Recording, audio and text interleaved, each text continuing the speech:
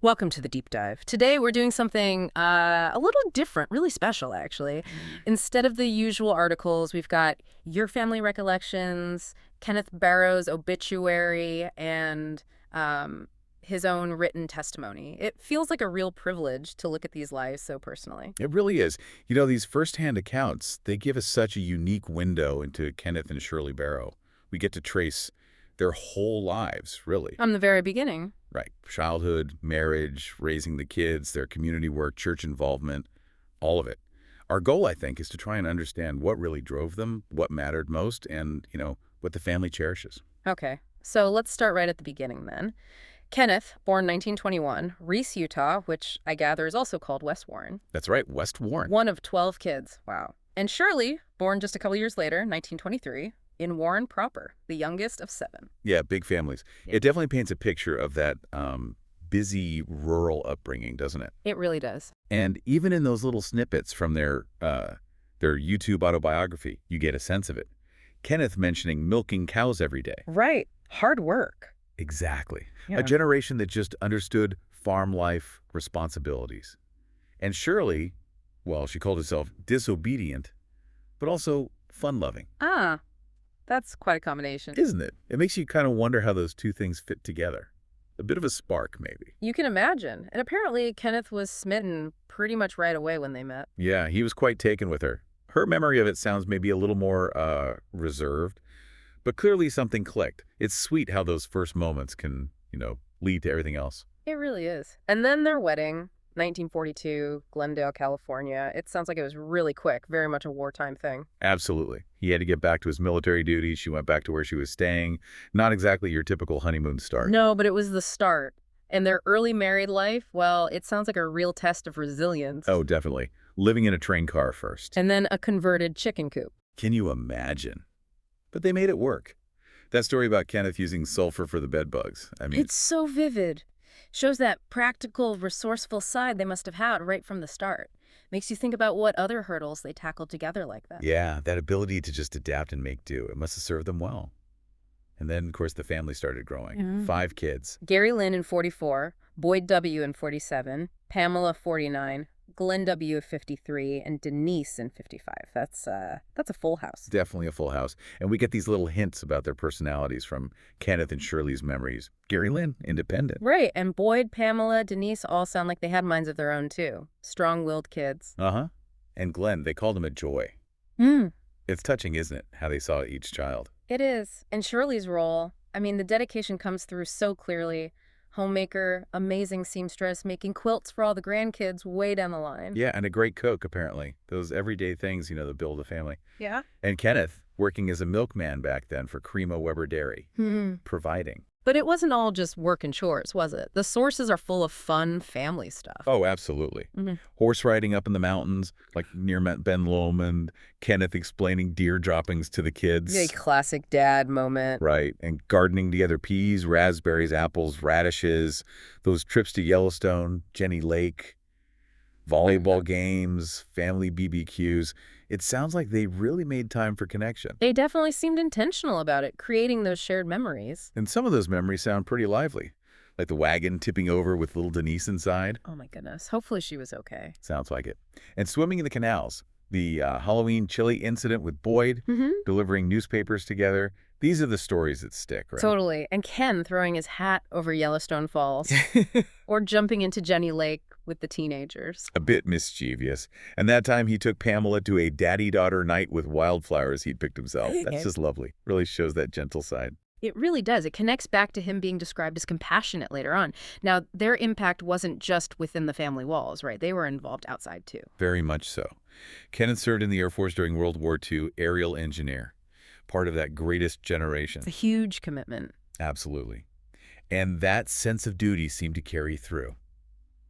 After the war, he worked for the Teamsters Union, local #976, for many years. Became secretary-treasurer. And the obituary notes, he really respected the people he worked with. Yeah, suggests he valued fairness, connection. You see that theme of service, like from the national level right down to the local union. And then there was his church service. That was significant. Hugely significant. Bishop's counselor, then bishop of their ward, West Warren, for 13 years. High counselor, that's a massive time commitment. It really speaks to how central faith was for him. And for Shirley, too. She was just as involved, just in different ways sometimes. PTA president, election judge, Daughters of Utah Pioneers. Oh, and she worked seasonally too, right? Del Monte Cannery. And filled in as a secretary for the Teamsters sometimes. Yeah. She sounds incredibly active and community-minded. And her church service was extensive as well. Leadership roles in primary, Young Women's Relief Society, at ward and stake levels. And then, together, they served a mission later in life. Right. Mid-'80s, Florida-Tallahassee mission, working with Cambodian refugees. Wow. That says a lot about their shared values, doesn't it? Even later in life, wanting to serve like that. A huge testament to their faith and compassion, reaching out across cultures like that. It's great to see they also had shared fun, though. Not just service and responsibility. They loved sports. Oh, yeah. Big Utah Jazz fans, apparently. Yeah? And baseball? Shirley even coached Little League and softball. Get out. And she got a hole-in-one in golf. She did. You can just picture the excitement, that competitive streak people mentioned. Definitely. And Kenneth was the handyman, always fixing things, enjoying projects. They sound like they complemented each other well, you know? Mm-hmm.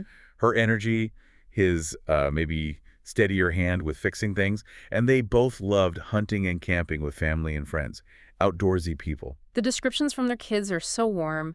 Kenneth being compassionate, easygoing, gentle, funny. And Shirley, excitable, giving 110%, full of faith. A dynamic pair. Absolutely. And those little details about their later years, holding hands, Ken rubbing Shirley's feet while watching the Jazz, it's just very sweet. Shows that deep affection lasted. It really does. Such simple acts, but they speak volumes. Okay, let's talk more about their faith. It seems like the absolute foundation for them. Kenneth's handwritten testimony sounds incredibly powerful. It really is. He writes about loving family, scripture study, family prayer, bearing testimony, church attendance, supporting leaders. All these core things, and his advice, repeated, stay close to the gospel. It's so direct and personal. A real window into his core beliefs. He saw faith as the guide, the path back to God. Exactly. And Shirley's testimony mirrored that. Strong faith in Jesus Christ, wanting her kids to know that love for the gospel. And her idea that obedience brings joy and happiness. That's a clear statement of her own life philosophy. And you see it echoed in what the grandkids remember, too. Absolutely. Jenilyn Rogers, getting that advice from Grandma Barrow for her wedding, stay close to the church and temple. And Jill Hatch, feeling that connection, that partnership in missionary work, even after her grandmother passed, and remembering her emphasis on the temple and testimonies. Yeah, and Ryan Jolly Rogers recalling how much his grandma wanted all of them to have their own testimonies. Yeah. It's woven through everything. A really consistent, powerful legacy of faith. Passed down through generations. It wasn't just something they did, it was who they were and who they wanted their family to be. And that love extended so clearly to the grandkids. The stories are wonderful. Aren't they? Riding bikes over to Grandma and Grandpa's house. Hanging out under the shade tree, eating fresh raspberries and peas from the garden. Maybe even having raspberry fights, despite Grandma protesting. Huh? I bet. Homemade ice cream, playing jigger, their version of May I. Those family volleyball games, BBQs, Easter egg hunts, Christmas traditions. All those little moments that build connection. And Grandma making quilts for every single grandchild. Such an act of love. It really is. And Grandpa, with his gardening skills, knowing about nature. Yeah, and being the go-to guy for little emergencies. Horse salve for cuts, pulling out cactus prickles, vinegar for bloody noses, a source of comfort and practical wisdom. And fun, too. Starting water fights. Exactly, that playful side. And him taking Jill to that daddy-daughter night with the wildflowers when her dad couldn't.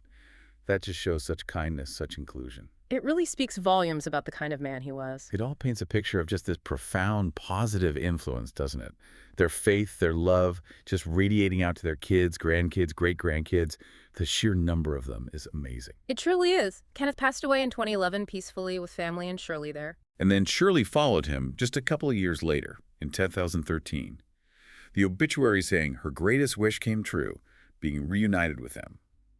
It's quite moving. It is. And Jill Hatch talking about the peace she felt when Grandpa passed, that belief in eternal families.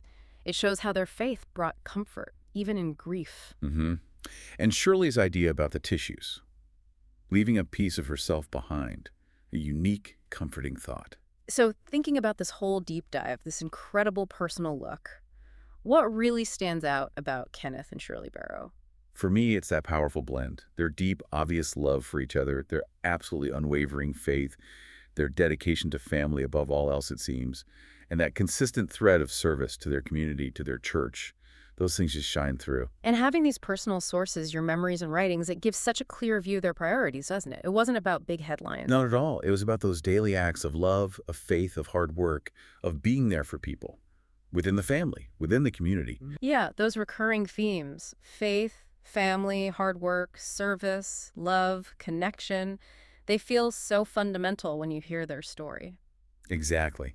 It's a reminder, I think, that the most important legacies are often built quietly, Mm. in the everyday moments and the way we treat each other.